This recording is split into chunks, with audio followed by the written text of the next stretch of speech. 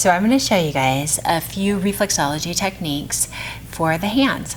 So the first one that we're going to do is I'm just going to kind of slide down here over the wrist and the hand and traction his arm, and you can see that I'm leaning back with my body and bringing his hand back with me. It's hand sandwich, so I have one hand on top, one hand on the bottom, and just hold her and establish connection. And then I'm going to go ahead and slide one hand up while I'm holding here at the wrist with the other hand, and then have my other hand join that. And I'm just kind of press on the pec attachments and then slide down. Just kind of acknowledging the arm there. If I wanted to, we could also do a little bit of compression using the heel of my palm right there on the pecs, molding my hand to fit that space, and then continuing to compress down, working my way from the shoulder to the wrist. And whenever you apply compression, you want to sink into it with your body weight and keep your arm nice and straight but not locked, just transferring that body weight so you get that pressure. And then the next thing that we're going to do is just knead the hand. So I'm going to take my fingertips and I'm going to press up into the palm and just slide on top while really pressing in and gliding along the palm. Okay, so that kneading. The next technique that I want to show you is inchworm walking on each of the fingers.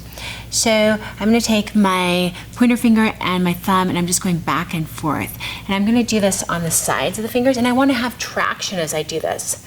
That traction makes a big difference in how this feels to the person you're working on. So the sides and then along the top and bottom. Okay.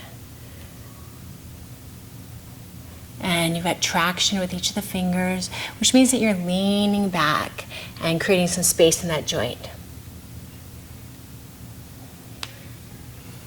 Along the sides, back and forth, and then inchworm walking back and forth on the front and back. Repeating on all of the fingers.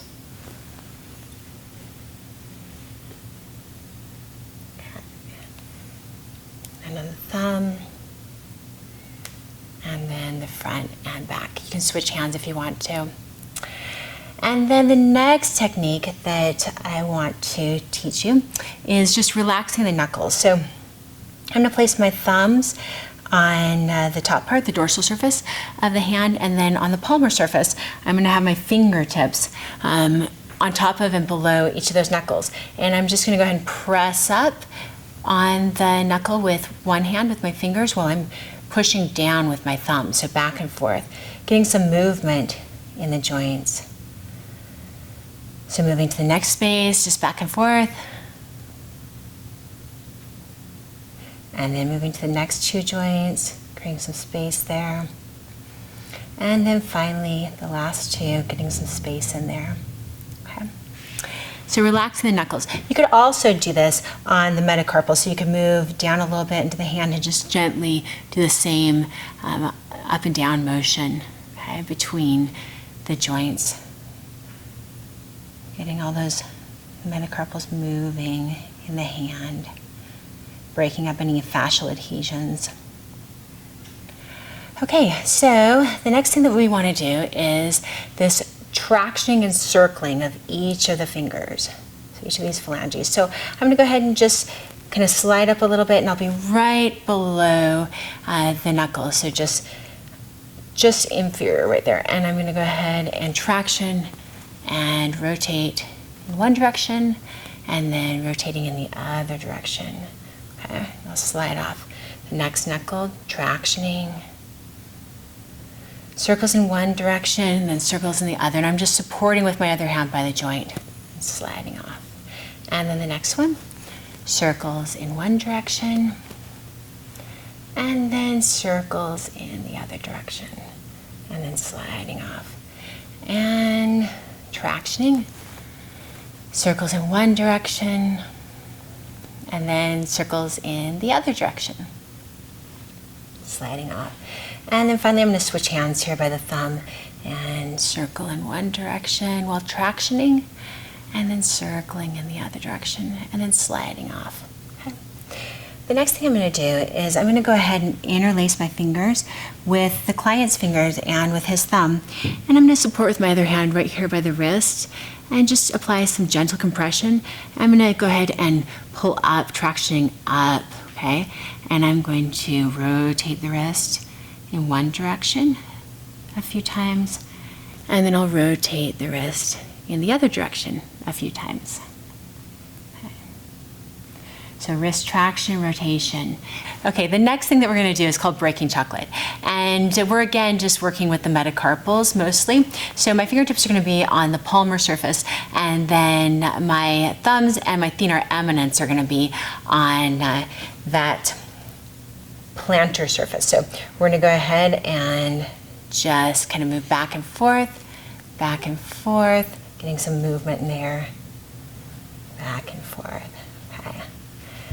And then the last thing that we're going to do right now is called Metacarpal Meeting. So we're just going to basically knead the palm. So I'm going to support with one hand on the back surface of his hand, and then I'm going to go ahead and just press in, making a fist, and just press in and twist, pressing in and twist, pressing in and twisting. Okay. All right, so those are 9 simple techniques that you can use in hand reflexology. We've got the hand sandwich, traction.